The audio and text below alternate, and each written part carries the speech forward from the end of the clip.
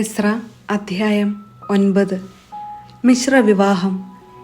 ഇത്രയുമായപ്പോൾ ജനനേതാക്കന്മാരിൽ ചിലർ എന്നെ സമീപിച്ചു പറഞ്ഞു, ഇസ്രായേൽ ജനവും പുരോഹിതന്മാരും ലേവ്യരും കാനാന്യർ, ഹിത്യർ, പെരീസ്യർ, ജബൂസ്യർ, അമ്മോന്യർ, മൊവാബ്യർ, ഈജിപ്തുകാർ, അമ്മോര്യർ എന്നിവരിൽ നിന്ന് അകന്നു വർത്തിക്കാതെ അവരുടെ മ്ലേച്ഛതകളിൽ മുഴുകിയിരിക്കുന്നു. ഇസ്രായേല്യർ തങ്ങൾക്കും തങ്ങളുടെ പുത്രന്മാർക്കും ഭാര്യമാരായി അവരുടെ പുത്രിമാരെ സ്വീകരിച്ചു. അങ്ങനെ വിശുദ്ധ വംശം തദ്ദേശവാസികളുമായി കലർന്ന് അശുദ്ധമായി. ഈ അവിശ്വസ്തതയിൽ മുന്നിട്ടു നിൽക്കുന്നത് ശുശ്രൂഷകരും നേതാക്കളുമാണ്. ഇത് കേട്ട് ഞാൻ വസ്ത്രവും മേലങ്കിയും കീറി മുടിയും താടിയും വലിച്ചു പറിച്ചു സ്തബ്ധനായി ഇരുന്നു. സായാഹ്ന ബലിയുടെ സമയം വരെ ഞാൻ അങ്ങനെ ഇരുന്നു. മടങ്ങിയെത്തിയ പ്രവാസികളുടെ അവിശ്വസ്തതയെക്കുറിച്ച് ഇസ്രായേലിൻ്റെ ദൈവം അരുളി ചെയ്ത വാക്കുകേട്ട് പരിഭ്രാന്തരായ എല്ലാവരും എൻ്റെ ചുറ്റും കൂടി. സായാഹ്ന ബലിയുടെ സമയത്ത് ഞാൻ ഉപവാസത്തിൽ നിന്നെഴുന്നേറ്റ് കീറിയ വസ്ത്രവും മേലങ്കിയുമായി മുട്ടിന്മേൽ വീണ് എൻ്റെ ദൈവമായ കർത്താവിൻ്റെ നേർക്ക് കൈകളുയർത്തി അപേക്ഷിച്ചു. എൻ്റെ ദൈവമേ, അങ്ങയുടെ നേർക്ക് മുഖമുയർത്താൻ ഞാൻ ലജ്ജിക്കുന്നു. എന്തെന്നാൽ ഞങ്ങളുടെ തിന്മകൾ തലയ്ക്കുമീതെ ഉയർന്നിരിക്കുന്നു. ഞങ്ങളുടെ പാപം ആകാശത്തോളം എത്തിയിരിക്കുന്നു. ഞങ്ങൾ പിതാക്കന്മാരുടെ കാലം മുതൽ ഇന്നുവരെ വലിയ പാപം ചെയ്തിരിക്കുന്നു.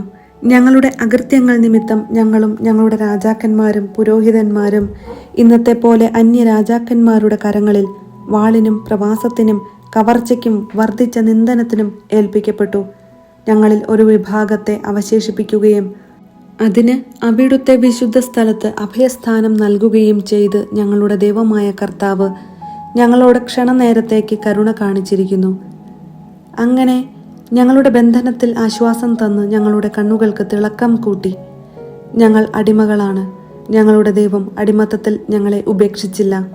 പേർഷ്യ രാജാക്കന്മാരുടെ മുൻപിൽ അവിടുന്ന് തൻ്റെ അനശ്വര സ്നേഹം ഞങ്ങളോട് കാണിച്ചു. ഞങ്ങളുടെ ദൈവത്തിൻ്റെ ആലയം കേടുപാടുകൾ പോക്കി പണിതീർക്കുന്നതിന് അവർ ഞങ്ങളെ ഉത്തേജിപ്പിക്കുകയും യൂദായിലും ജെറുസലേമിലും ഞങ്ങൾക്കു സംരക്ഷണം നൽകുകയും ചെയ്തു. ഞങ്ങളുടെ ദൈവമേ, ഇപ്പോൾ ഞങ്ങൾ എന്തു പറയേണ്ടു? ഞങ്ങൾ അങ്ങയുടെ കൽപ്പനകൾ ലംഘിച്ചു. അവിടുത്തെ ദാസന്മാരായ പ്രവാചകന്മാരിലൂടെ അങ്ങ് അരുളി ചെയ്തു, നിങ്ങൾ അവകാശമാക്കാൻ പോകുന്ന ദേശം തദ്ദേശവാസികളുടെ മ്ലേച്ഛതകൾ കൊണ്ട് മലിനമാണ്. അവർ അത് ഒരറ്റം മുതൽ മറ്റേ അറ്റം വരെ മ്ലേച്ഛതകൾ കൊണ്ട് നിറച്ചിരിക്കുന്നു. അതിനാൽ നിങ്ങളുടെ പുത്രിമാർ അവരുടെ പുത്രന്മാർക്കോ അവരുടെ പുത്രിമാർ നിങ്ങളുടെ പുത്രന്മാർക്കോ ഭാര്യമാരാകരുത്. അവരുടെ സമാധാനവും സമൃദ്ധിയും തേടുകയുമരുത്. നിങ്ങൾ ശക്തിയാർജിച്ച് ദേശത്തെ വിഭവങ്ങൾ അനുഭവിക്കുകയും അത് മക്കൾക്ക് ശാശ്വതാവകാശമായി കൊടുക്കുകയും ചെയ്യുന്നതിന് അവർക്ക് സമാധാനവും ഐശ്വര്യവും കാക്ഷിക്കരുത്.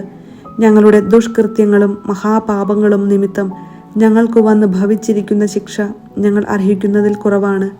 ഞങ്ങളിൽ ഒരു ഭാഗത്തെ അവിടുന്ന് അവശേഷിപ്പിച്ചിരിക്കുന്നു.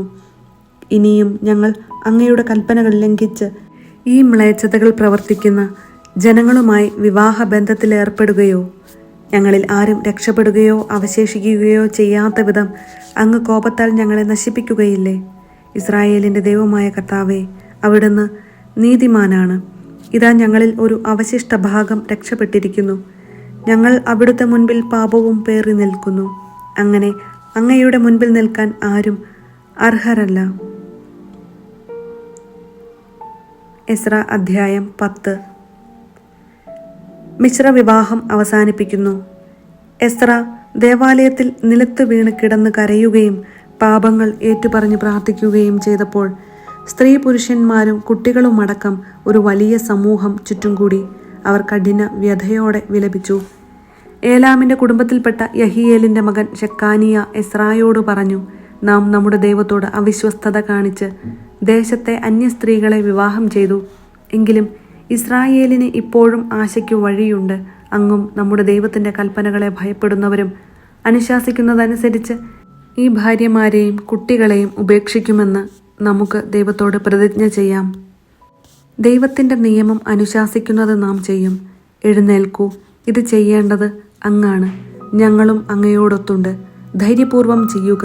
അപ്പോൾ എസ്ര എഴുന്നേറ്റ് അപ്രകാരം ചെയ്തു കൊള്ളാമെന്ന് ശബ്ദം ചെയ്യാൻ പുരോഹിത പ്രമുഖന്മാരെയും ലേവ്യരെയും ഇസ്രായേൽ ജനത്തെയും പ്രേരിപ്പിച്ചു.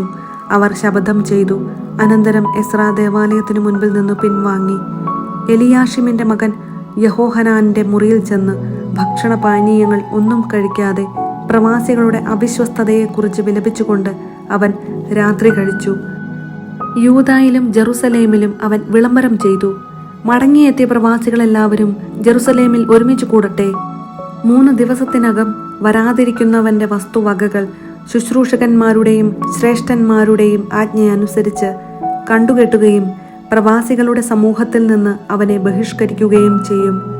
3 ദിവസത്തിനുള്ളിൽ യൂദ ബെഞ്ചമിൻ ഗോത്രജർ ജെറുസലേമിൽ സമ്മേളിച്ചു. 9-ാം മാസം 20-ാം ദിവസമായിരുന്നു അത്. ദേവാലയത്തിൽ സമ്മേളിച്ച അവർ ഭയവും പേമാരിയും നിമിത്തം വിറയ്ക്കുന്നുണ്ടായിരുന്നു. പുരോഹിതൻ എസ്ര അവരെ അഭിസംബോധന ചെയ്തു പറഞ്ഞു, നിങ്ങൾ നിയമം ലംഘിച്ച് അന്യ സ്ത്രീകളെ വിവാഹം ചെയ്യുകയും ഇസ്രായേലിന്റെ പാപം വർദ്ധിപ്പിക്കുകയും ചെയ്തു. അതിനാൽ ഇപ്പോൾ നിങ്ങളുടെ പിതാക്കന്മാരുടെ ദൈവമായ കർത്താവിനോട് പാപം ഏറ്റുപറയുകയും അവിടുത്തെ ഹിതം അനുവർത്തിക്കുകയും ചെയ്യുവിൻ. ദേശവാസികളിൽ നിന്നും അന്യ സ്ത്രീകളിൽ നിന്നും ഒഴിഞ്ഞു നിൽക്കുവിൻ. അപ്പോൾ സമൂഹം മുഴുവൻ ഉച്ചത്തിൽ പ്രതിവചിച്ചു, അങ്ങനെ തന്നെ, അങ്ങ് പറഞ്ഞതുപോലെ ഞങ്ങൾ ചെയ്യും. ജനം വളരെയുണ്ട്, ഇത് പേമാരിയുടെ കാലവുമാണ്. ഞങ്ങൾക്ക് പുറത്തു നിൽക്കാനാവില്ല. ഇത് 1-2 ദിവസം കൊണ്ട് തീരുന്ന കാര്യമല്ല. ഞങ്ങൾ അത്രയ്ക്ക് അപരാധം ചെയ്തിരിക്കുന്നു. നമ്മുടെ ശുശ്രൂഷകന്മാർ സമൂഹത്തിന്റെ പ്രതിനിധികളാവട്ടെ. നമ്മുടെ ദൈവത്തിന്റെ ക്രോധം ശമിക്കുന്നതുവരെ അന്യ സ്ത്രീകളെ വിവാഹം ചെയ്തിട്ടുള്ള നഗരവാസികൾ അതത് നഗരങ്ങളിലെ ശ്രേഷ്ഠന്മാരോടും ന്യായാധിപന്മാരോടും കൂടെ നിശ്ചിത സമയത്ത് ഇവിടെ വരട്ടെ. അസ്ഹേലിന്റെ മകൻ ജോനാഥനും തിക്വായുടെ മകൻ യഹസിയായും മാത്രം ഇതിനെ എതിർത്തു. മെഷുല്ലാമും ലേവ്യനായ ഷബത്തായിയും അവരെ പിന്താങ്ങി. തിരിച്ചെത്തിയ പ്രവാസികൾ ആ തീരുമാനം സ്വീകരിച്ചു. പുരോഹിതൻ എസ്ര കുടുംബത്തലവന്മാരിൽ നിന്ന് ആളുകളെ തിരഞ്ഞെടുത്ത് പേരു രേഖപ്പെടുത്തി. 10-ാം മാസം 1-ാം ദിവസം അവർ അന്വേഷണം ആരംഭിക്കാൻ സമ്മേളിച്ചു. 1-ാം മാസം 1-ാം ദിവസം ആയപ്പോൾ അന്യ സ്ത്രീകളെ വിവാഹം ചെയ്തിരുന്നവരുടെ വിചാരണ പൂർത്തിയായി. പുരോഹിതപുത്രന്മാരിൽ അന്യ സ്ത്രീകളെ വിവാഹം ചെയ്തവർ യോസാദാക്കിന്റെ മകൻ യശുവയുടെയും സഹോദരന്മാരുടെയും സന്തതികളിൽപ്പെട്ട മാസേയ, എലിയേസർ, യാറിബ്, ഗദാലിയ. ഇവർ തങ്ങളുടെ ഭാര്യമാരെ ഉപേക്ഷിക്കാമെന്ന് പ്രതിജ്ഞ ചെയ്യുകയും ആട്ടിൻപറ്റത്തിൽ നിന്ന് ഒരു മുട്ടാടിനെ പാപപരിഹാര ബലിയായി അർപ്പിക്കുകയും ചെയ്തു. ഇമ്മറിന്റെ പുത്രന്മാരിൽ ഹനാനി, സെബാദിയ. ഹാരിമിന്റെ പുത്രന്മാരിൽ മാസേയ, ഏലിയ, ഷെമായ, യഹിയേൽ, ഉസിയ. പഷ്ഹൂറിന്റെ പുത്രന്മാരിൽ എലിയോവേനായ്, മാസേയ, ഇസ്മായേൽ, നെത്തനേൽ, യോസബാദ്, എലാസ. ലേവ്യരിൽ യോസബാദ്, ഷിമയി, കെലായ, അതായത് കെലിത്ത, പെത്താഹിയ, യൂദ, എലിയേസർ. ഗായകരിൽ എലിയാഷിബ്. വാതിൽ കാവൽക്കാരിൽ ഷല്ലൂം, തെലം, ഊറി. ജനത്തിൽ പാറൂഷിന്റെ പുത്രന്മാരിൽ റാമിയ, ഇസിയ, മൽക്കിയ, മിയാമിൻ, എലയാസർ, ഹഷാബിയ, ബനായ. ഏലാമിന്റെ പുത്രന്മാരിൽ മത്താനിയ, സഖറിയ, യഹിയേൽ, അബ്ദി, യറമോത്ത്, ഏലിയ. സത്തുവിന്റെ പുത്രന്മാരിൽ എലിയോവേനായ്, എലിയാഷിബ്, മത്താനിയ, യറമോത്ത്, സാബാദ്, അസീസ. ബേബായിയുടെ പുത്രന്മാരിൽ യഹോഹാനാൻ, ഹാനാനിയ, സബായി, അത്ലായി. ബാനിയുടെ പുത്രന്മാരിൽ മെഷുല്ലാം, മല്ലൂക്ക്, അദായ, യാഷൂബ്, ഷയാൽ, യറേമോത്ത്. പഹത്ത് മൊവാബിന്റെ പുത്രന്മാരിൽ അദ്ന, കെലാൽ, ബനായ, മാസേയ, മത്താനിയ, ബസാലേൽ, ബിന്നൂയി, മനാസെ.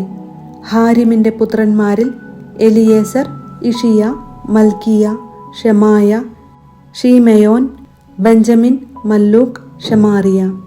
ഹാഷുമിന്റെ പുത്രന്മാരിൽ മത്തനായ്, മത്താത്ത, സാബാദ്, എലിഫെലത്ത്, യറമായി, മനാസെ, ഷിമെയി.